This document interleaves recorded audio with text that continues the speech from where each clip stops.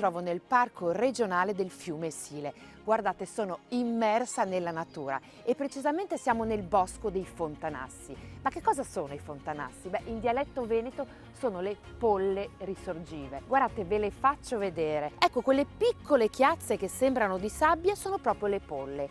In sostanza i fiumi di montagna scorrono sotterranei e riaffiorano proprio qui con quel piccolo effetto bollicine. E questa è la fonte del Sile, il fiume di risorgiva più lungo d'Europa.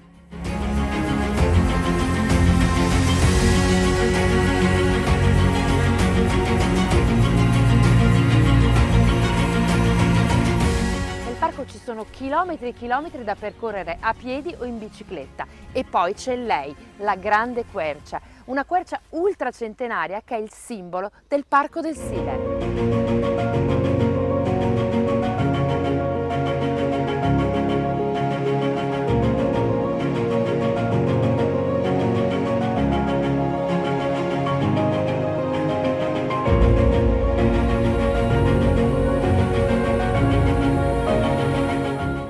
Del parco, che è fortemente connotato dalla natura, ci sono però anche degli insediamenti produttivi, tra cui questo storico stabilimento ittico, dove si possono fare anche delle giornate didattiche e dove si allevano ben 20 tipi diversi di pesce, tra cui, guardate, lo storione.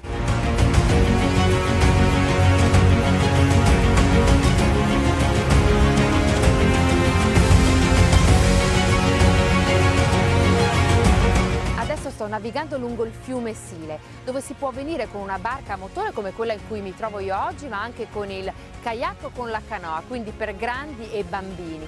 Ma soprattutto qui siamo circondati da meravigliose ville venete.